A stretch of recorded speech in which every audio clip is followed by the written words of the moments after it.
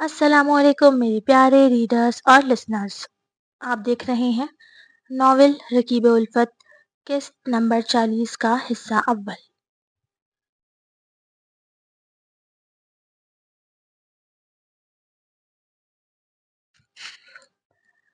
ارحم اپنے کمرے میں پہنچا تو گلے رانا کی شرمائی لجائی سی صورت دیکھ کر اس کے چہرے پر پھیلی فکر کی لکیریں کچھ کم ہوئیں. ارحم دیکھے ذرا کتنا عجیب لگ رہا ہے یوں دلہن بن کر بیٹھنا. وہ اٹھنے لگی تو ارحم نے اسے تھام کر واپس بٹھایا. ابھی دیکھ تو لینے دو مجھے. وہ کچھ دیر اسے یوں ہی دیکھتا رہا، پھر کہنے لگا، بھائی نے بہت اچھا کیا. آج ان کی وجہ سے میں تمہیں حقیقت میں ایک دلہن بنا ہوا دیکھ پا رہا ہوں. اس نے گلے رانا کا ہاتھ تھاما تھا اور انہیں لبوں سے لگایا تھا. میں آج تمہارا بہت شکریہ ادا کرنا چاہتا ہوں، میرے ساتھ رہنے کے لیے، اس طرح کی زندگی گزارنے کے لیے جس میں میں نے دنیا کی نظروں سے تمہیں اوجھل کر رکھا ہے، میرے ساتھ وفا کرنے کے لیے. وہ باتیں کرتے ہوئے اس کی جولری اتار رہا تھا اور گلے رانا بس شرمائی ہی جا رہی تھی.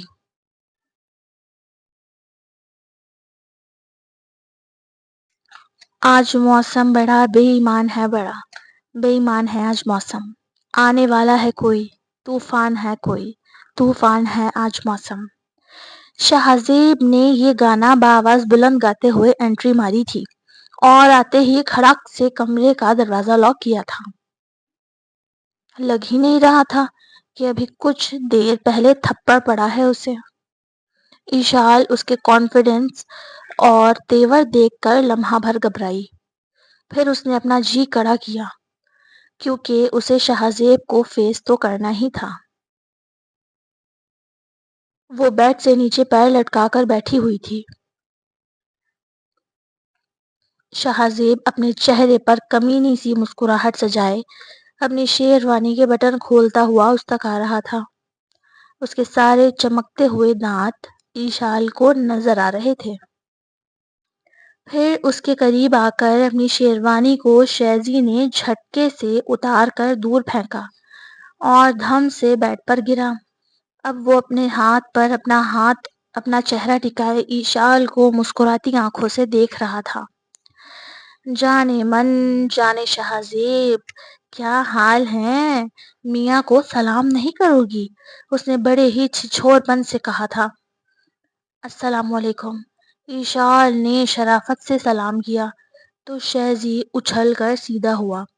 ایک منٹ تو اچنبھے سے ایشال کی طرف دیکھا. کیا یہ وہی ہے؟ اتنی آسانی سے میری بات کیوں مانی؟ ایشو، شہزی نے اسے پکارا تو اس نے بڑے ہی نرم لہجے میں جواب دیا. جی؟ شہزیب نے اپنے آنکھیں ملی. اوہ بھئی، تم ایشال ہی ہو نا یا کوئی اور ہو؟ سچ سچ بتاؤ، مجھے ہضم نہیں ہو رہی تمہاری شرافت. وہ شدید حیرانی کے عالم میں بول رہا تھا. وہ آپ میرے شوہر بن گئے ہیں نا، اسی لیے بس آج سے آپ کو اسی طرح عزت اور احترام سے پکارا کروں گی. وہ جس انداز اور نرمی سے کہہ رہی تھی، شہزی کو اچھا لگنے کے بجائے عجیب لگ رہا تھا. لیکن پھر بھی بولا، ہاں چلو ٹھیک ہے، یہ تو اچھی بات ہے. وہ بھی 2 منٹ کو خاموش ہو گیا. اب کیا بولوں، اس نے تو پنگا ہی ختم کر دیا. شہزیب جی، آپ کے چہرے پر یہ نشان کیسا ہے؟ ایشال نے فکر مندی سے شہزی کے سرخ و سفید چہرے پر ساجدہ بیگم کی انگلیوں کی چھاپ کو دیکھ لیا تھا. یہ کچھ نہیں ہے. اور تم نے کیا جی جی لگایا ہوا ہے؟ لگ رہا ہے کسی نے آپ پر ہاتھ اٹھایا ہے. مجھے بتائیں، میں اس شخص کو چھوڑوں گی نہیں. ایشال کہہ کر کھڑی ہو گئی.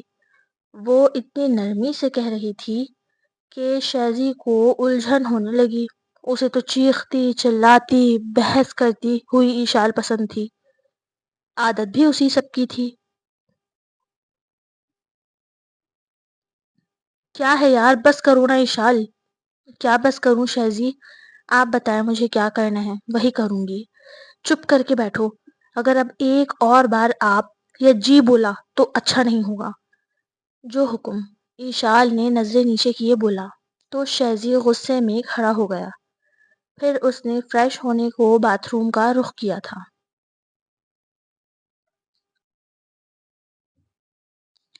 اکبر اپنے کمرے کے دروازے پر کھڑا تھا۔ اس نے گہری سانس لی اور خود کو نارمل کیا، چہرے پر مسکراہٹ سجائی اور نوک کر کے دروازے پر سلام کرتا ہوا داخل ہو گیا۔ اشما اس کمرے کی کھڑکی کی طرف منہ کر کے کھڑی تھی۔ اکبر کو آنے میں کیونکہ بہت دیر ہو گئی تھی تو وہ بیڈ سے اتر کر کھڑکی کے پاس آ کھڑی ہوئی تھی۔ اس نے پلٹ کر اکبر کو دیکھا جو مسکرا رہا تھا۔ اشما نے بھی مسکرا کر سلام کا جواب دیا۔ اکبر قدم قدم چلتا اس کے قریب آیا تھا۔ سوری، مجھے آنے میں تھوڑی دیر ہو گئی۔ تم ابھی تک یہ سب پہنے ہوئے بیٹھی ہو؟ دم گھٹ رہا ہوگا نا تمہارا؟ اکبر نے محبت باش لہجے میں کہتے ہوئے وہیں کھڑے کھڑے اس کے زیور اتارنا شروع کر دیے۔ یہ اشما کی کوئی پہلی ملاقات تو نہ تھی اکبر سے، تنہائی میں، لیکن پھر بھی نہ جانے کیوں بہت شرم آ رہی تھی۔ وہ سر جھکائے کھڑی تھی، لب مسلسل مسکراہٹ میں ڈھلے ہوئے تھے۔ اکبر نے جلد ہی اسے تمام زیورات اور اس بھاری کامدار دوپٹے سے آزاد کر دیا تھا۔ پھر اکبر نے اس کا ہاتھ پکڑ کر اسے اپنے سینے سے لگایا تھا۔ اشما نے بھی اپنی پوری طاقت سے اسے تھاما ہوا تھا۔ دونوں ہی اپنی تشنگی مٹا رہے تھے۔ کئی ثانیے یوں ہی ایک دوسرے سے لگے لگے کھڑے رہ کر گزر گئے۔ پھر اکبر نے اس کے ماتھے پر اپنے لب رکھے اور ہاتھ پکڑ کر اسے بیڈ تک لے آیا۔ اسے بیڈ پر بٹھا کر ایک ڈبہ سائڈ ٹیبل کی دراز سے نکال کر کھولا اور اس کے ہاتھ پر رکھ دیا۔ یہ ہے تمہاری منہ دکھائی۔ وہ بہت ہی خوبصورت سا ڈائمنڈ سیٹ تھا۔ اس کی چمک سے اشما کی آنکھیں خیرہ ہو رہی تھی۔ بہت خوبصورت ہے ماشاءاللہ۔ تھینک یو، اشما نے کہا۔ صبح پہناؤں گا اپنے ہاتھ سے، ابھی تم جاؤ اور چینج کر لو۔ اشما باتھ روم میں کپڑے بدلنے چلی گئی تو اکبر نے بھی اپنے کپڑے نکالے تاکہ چینج کر کے ریلیکس ہو سکے۔ اللہ پاک نے مرد کو اتنی صلاحیت دی ہے کہ وہ ماں، بہن، بیٹی، بیوی، ہر رشتے کو بیک وقت ہینڈل کر سکتا ہے۔ جبھی تو مرد کو سربراہ بنایا ہے۔ اگر اللہ تعالیٰ اسے طاقت اور دانشمندی نہ دیتا تو ایسا امتحان بھی نہ دیتا۔ قرآن پاک میں صاف الفاظ میں لکھا ہے، مفہوم، ہم کسی کو اس کی ہمت سے بڑھ کر آزمائش نہیں دیتے، لیکن آج کل کے مرد بیوی اور ماں کو ایک دوسرے کے مقابلے میں کھڑا کر دیتے ہیں، نہ کہ خود درمیان میں رہ کر دونوں کو ہی ہینڈل کریں۔ ماں کا اپنا مقام ہے، اسے فراموش کرنا گناہ ہے، اور بیوی کی اپنی ایک جگہ ہے۔ اسے دنیا کے کسی بھی رشتے کے لیے ذلیل کرنا، جھکانا نامرد ہونے کی نشانی ہے۔ چاہے اپنے ماں باپ کی خاطر ہی صحیح، بیوی کو ڈگریڈ کرنے والا، گالی دینے والا مرد میری نظر میں مرد ہے ہی نہیں۔ جو آدمی ماں کے پاس سے باتیں سن کر آئیں اور بیوی پر آ کر ماں کی پڑھائی ہوئی پٹی کا سارا نزلہ گنائے، یا بعض اوقات بیوی اپنے شوہر کو ماں کے خلاف بھر کر بھیجتی ہے اور وہ باولوں کی طرح ماں کے سر پر آ کر کھڑے ہو جاتے ہیں، باز پرس کرتے ہیں، یہ مرد کی شان نہیں۔ اپنے دماغ کو استعمال کرتے ہوئے انصاف کرنے والا اور گھر کے ماحول کو صحیح رکھنے والا مرد ہی اصل سربراہ ہوتا ہے۔ اشما باتھ روم سے باہر آئی تو اکبر بیڈ پر لیٹا موبائل میں ضروری نوٹیفیکیشنز دیکھ رہا تھا۔ اشما آ کر اس کے برابر میں بیٹھ گئی تو اکبر نے جھٹ فون بند کیا اور اپنا سر اس کی گود میں رکھ دیا۔ تو عشق ہے تو میں باہوں میں ہوں تو پناہوں میں ہوں، کاجل ہے تو میں نگاہوں میں ہوں، تو ہے تو میں ہوں۔ وہ اشما کے لیے گنگنا رہا تھا اور اشما بس مسکرائے ہی جا رہی تھی۔ یہ اس کی زندگی کی سب سے خوبصورت رات تھی۔ اشما اس کے بالوں میں ہاتھ پھیر رہی تھی اور وہ اس کے لیے گا رہا تھا۔ پھر ایک دم ہی اکبر کو شرارت سوچی تو بولا، پتا ہے تمہیں، مجھے نا بچپن سے دولہا بننے کا بڑا شوق تھا۔ ہیں؟ اشما کے منہ سے نکلا۔ ہاں نا، دولہا بنوں، وائٹ شہروانی پہنوں، ہاتھوں میں بھر بھر کے مہندی لگاؤں۔ یہ کہہ کر وہ زور زور سے ہنسنے لگا۔ اشما کو ایک دم ہی اپنی اور ایشال کے مابین ہوئی باتیں یاد آ گئیں۔ اکبر، آپ کو کیسے پتا؟ یہ تو میں نے ایشال سے بولا تھا کچھ دن پہلے۔ ہاں، بس چل گیا پتا۔ اچھا ہوا نا جو پتا چل گیا، تمہاری یہ خواہش پوری ہو گئی آج۔ وہ اٹھ کر بیٹھا تھا اور اشما کی آنکھوں میں دیکھ رہا تھا، جبکہ اشما کو اپنی کہی بات پر خفت کا احساس ہو رہا تھا۔ آپ نے میری خواہش کو پورا کرنے کے لیے اتنا سب کیا۔ ایسا کچھ نہیں کیا ہے اشما، میں نے، میری ہو تم، تمہاری خواہشوں کا احترام میں نہیں کروں گا تو کون کرے گا؟ اشما نے مسکرا کر اس بات میں سر ہلایا۔ سنیں، وہ دراز میں کچھ پیپرز رکھے ہیں، وہ کس چیز کے کاغذات ہیں؟ اشما کے سوال پر اکبر کے چہرے پر ایک سایہ سا آ کر لہرایا تھا۔ وہ اصل میں، اکبر نے جملہ پورا نہ کیا بلکہ اپنی جگہ سے اٹھ کر دراز سے وہ پیپرز نکال لایا۔ اشما وہ سر جھکائے بول رہا تھا جیسے شرمندہ ہو۔ کیا ہوا ہے، سب ٹھیک تو ہے نا؟ اشما کو یکدم فکر لاحق ہوئی۔ ہاں سب ٹھیک ہے، اصل میں یہ تمہارا حق مہر ہے۔ وہ گندم تھا نا تمہارا حق مہر، تو میں نے اپنے تمام گندم کے کھیت تمہارے نام کر دیے ہیں۔ اکبر نظریں چرا رہا تھا۔ اسے وہ رات یاد آئی تھی جب اس نے چند نوٹ اشما کو بطور حق مہر دیے تھے۔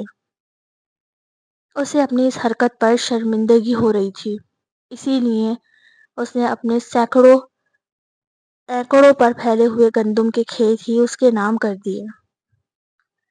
آپ اس طرح نظریں نہ جھکائیں، جو ہوا وہ ہمارے نصیب میں لکھا تھا، اب وہ سب ماضی کا حصہ ہے، اس کا ہمارے حال اور مستقبل سے کوئی تعلق نہیں۔ اشما نے اس کے چہرے پر اپنا ہاتھ رکھ کر یہ باتیں کہی تو اکبر مبہم سا مسکرا دیا۔ تم یہ حق مہر قبول کر لو، آج کے بعد ان کھیتوں پر جتنی گندم اگے گی تاحیات وہ تمہاری ہے۔ اس کی ضرورت تو نہیں تھی، ضرورت تھی، اور اگر تمہیں اپنا حق مہر بدلوانا ہو تو مجھے بتانا، میں تمہیں تمہاری مرضی کا حق مہر دینا چاہتا ہوں۔ مجھے کچھ نہیں چاہیے، بس میں اتنا چاہتی ہوں کہ آپ ہمیشہ ایسے ہی رہیں جیسے ابھی ہیں۔ تو پھر وعدہ کریں۔ اس نے اپنا مہندی سے مزین ہاتھ اکبر کے سامنے پھیلایا، جو اکبر نے ہنستے ہوئے تھام لیا۔ وعدہ رہا۔ ویسے بہت خوبصورت لگ رہی ہے تمہاری مہندی۔ وہ اس کا ہاتھ تھام کر بیٹھا انہماک سے مہندی دیکھ رہا تھا کہ اشما نے بڑے لاڈ سے پوچھا، بھائی بتائیں نا، آپ کو کیسے پتا کہ مجھے دلہن بننے کا شوق ہے؟ آپ کی نرینہ اولاد نے بتایا تھا۔ رومی نے تمہاری اور ایشال کی باتیں سن کر فوراً ہی مجھے فون کیا تھا، کہہ رہا تھا ڈیڈ تھوڑے پیسے مل سکتے ہیں کیا، موم کو دلہن بنانا ہے۔ ہا ہا ہا ہا، دونوں رومی کی باتیں سوچ کر ہنس رہے تھے۔ تھوڑی دیر باتیں کرنے کے بعد اکبر نے ہاتھ بڑھا کر سائیڈ لیمپ بند کر دیا۔ اب وہ اپنا چہرہ اشما کے چہرے کے انتہائی قریب کر کے بوجھل مخمور آواز میں پوچھ رہا تھا، کیا مجھے اجازت ہے؟ اشما نے بھی دھیمی آواز میں جواب دیا، میں زمانے سے آپ کے منتظر ہوں۔